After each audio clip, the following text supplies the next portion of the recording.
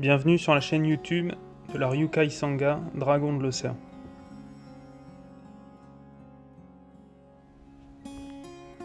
Dans cette deuxième vidéo de la série Oryoki, nous allons aborder la base, le fondement, la raison essentielle de la pratique de l'Oryoki. Le pilier central de l'enseignement de cette pratique est résumé dans le sens même du mot japonais Oryoki. Celui-ci dérive du sanskrit patra, dont le sens originel pourrait se traduire par le bol de la quantité suffisante ou simplement comme la quantité juste.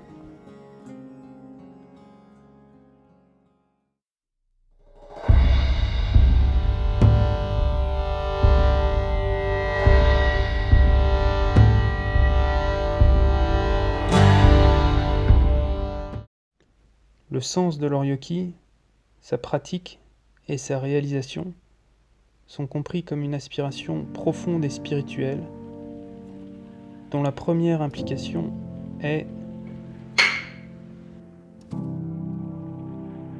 que tous les êtres puissent être nourris, c'est-à-dire que tous les êtres aient une nourriture digne et suffisante.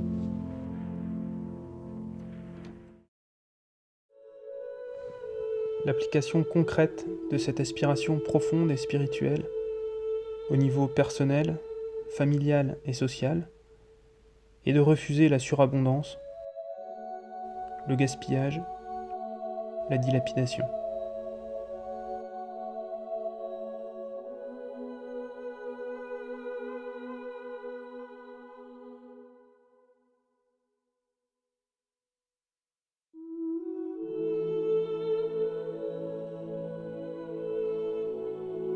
Et ainsi d'éviter la pénurie, le manque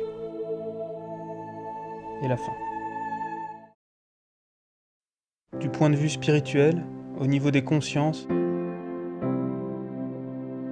il s'agit d'harmoniser, d'équilibrer et de faire profiter à tous de l'amour des relations entre êtres humains et avec notre planète. Sur le plan spirituel et social, la pratique de l'Oryoki est donc une évocation permanente de l'interdépendance de tout ce qui existe. Cette interdépendance est vue à partir d'une action quotidienne et commune à tous les êtres. Se nourrir. C'est donc cela, la signification pratique et rituelle, lors des cérémonies zen, de l'offrande de la nourriture au Bouddha. Pour cette raison, les gestes nobles. Le traitement bienveillant envers les personnes présentes. Pour cette raison, enfin, partager un fait si simple et en même temps si profond. Que tous les êtres aient accès à la nourriture de manière digne et suffisante, sans surabondance, ni gaspillage, sans pénurie, ni faim. Voici le sens de cette pratique. Voici le sens de cette aspiration profonde et spirituelle, expression de l'interdépendance de tout ce qui existe.